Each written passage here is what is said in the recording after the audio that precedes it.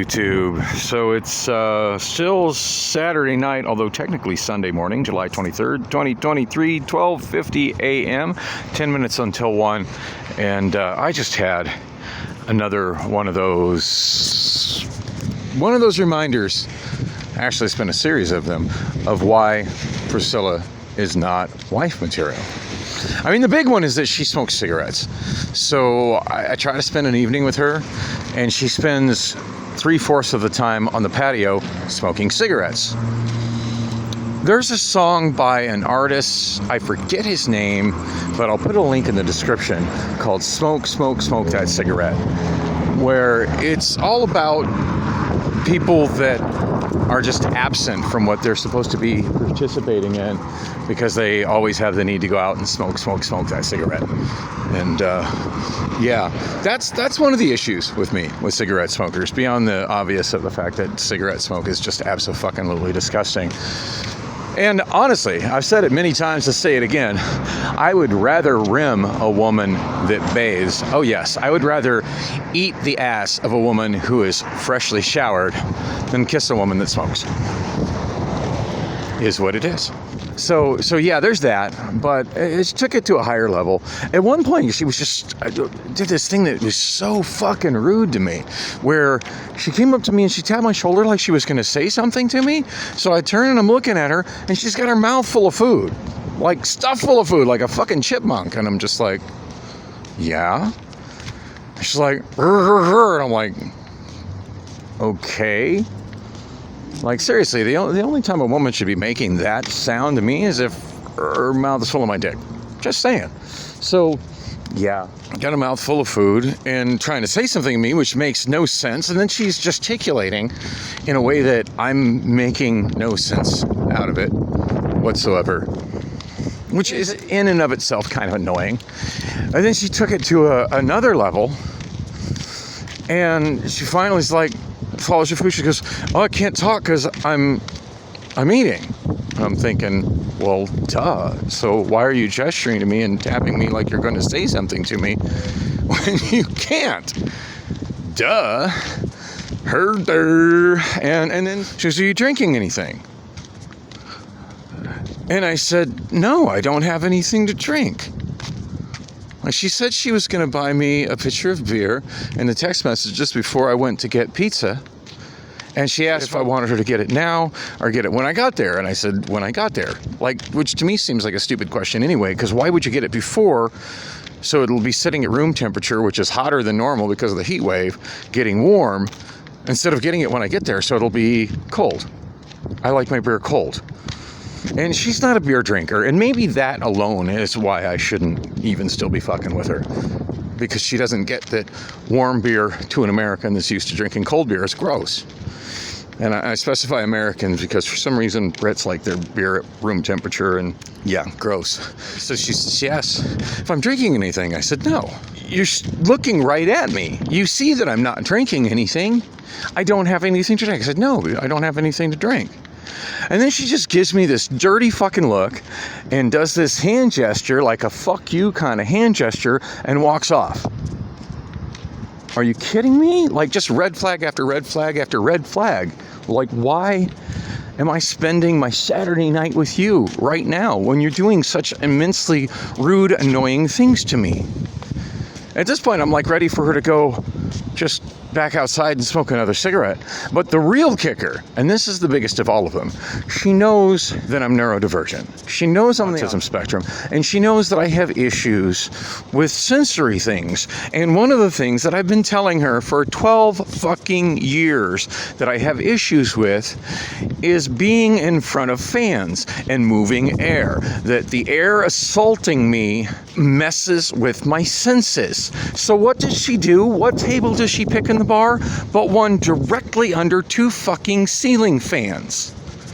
Like, can you be more blunt in telling me that I've picked a table I don't want you to sit near me at? I mean, it's bad enough she's not there 2/3 of the time because she's out fucking smoking on cancer sticks. But, damn. Like, you're literally going to pick the one table in the bar that I cannot be comfortable sitting at? Do you want me to be uncomfortable? Because you claim you love me, and you're doing something that would indicate that you don't even fucking like me. Holy shit. So, of course, I end up sitting. Hey, look, here's an alley. Let's see where this goes. So I end up sitting at the next table over. She's not into me enough to actually move to that table, the table where I can sit down and not be assaulted by air. She's not interested in me enough to sit by me at that table. Continues to sit at the table where I can't sit comfortably at because there's ceiling fans shooting air directly down on them.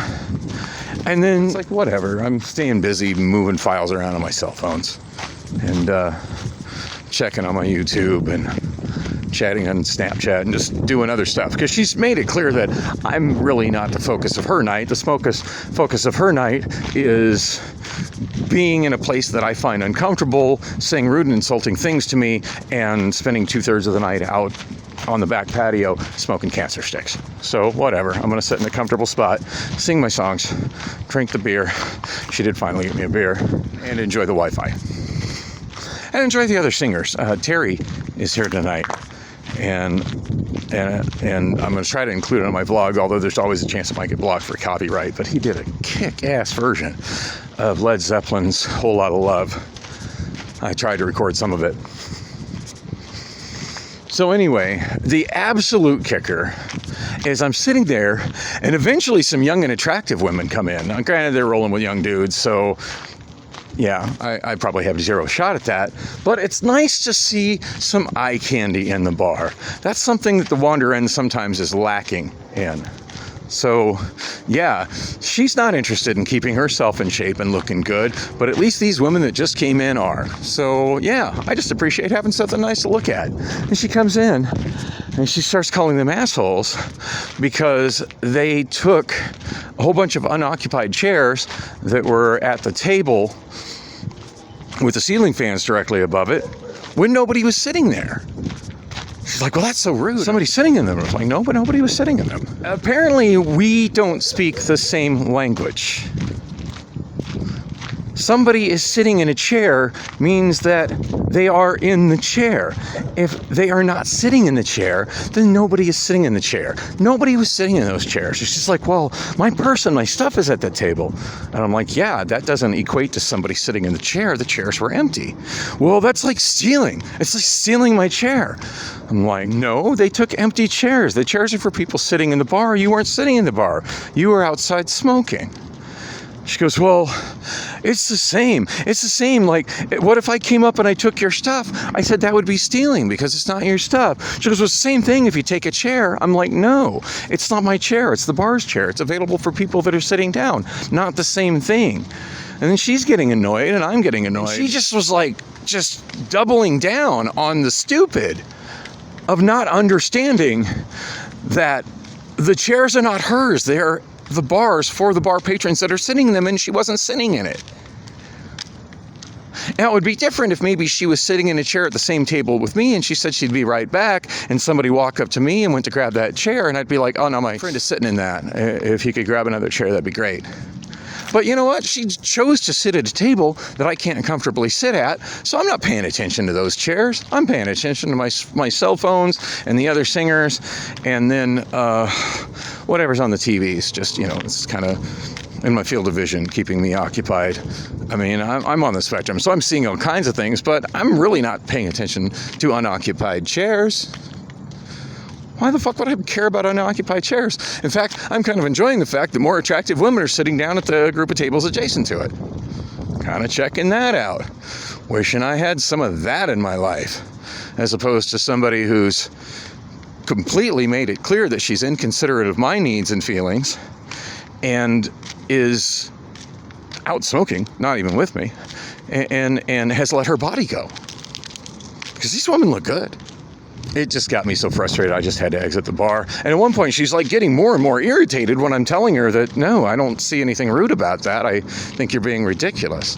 And then she stops away. I'm like, this is what makes you not marriage material. And I don't know if she heard me say that, but straight up, that is what makes her not marriage material. I can't marry somebody that can't see the difference between personal property and a chair that is in a bar that nobody is sitting in, and that thinks that she is sitting in a chair when her body is not physically present in the chair, and who is not physically present with me when I'm out, because she'd rather be outside sucking on a cancer stick.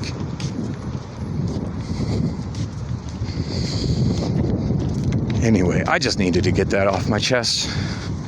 I'm going back there. I still have another song that I'm going to do.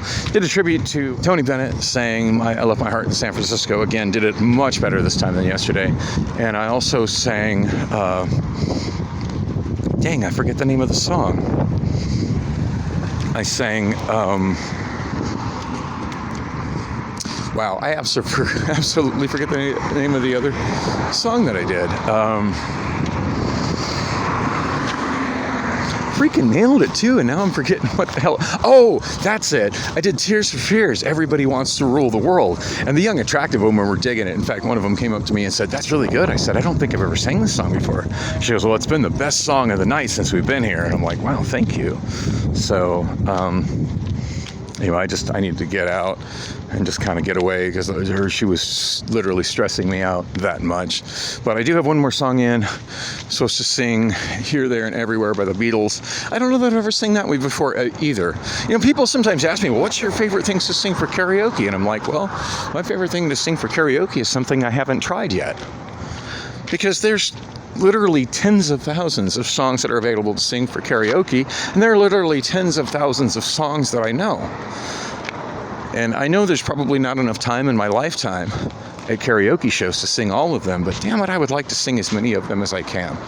So I'm going back in there, sing Here, There, and Everywhere in the style of the Beatles, and I got a feeling I'm probably going home alone tonight, because she's got a bad track record for giving me a good time when I go to her place after this bar on Saturday nights, or going home with her on Saturday nights in general.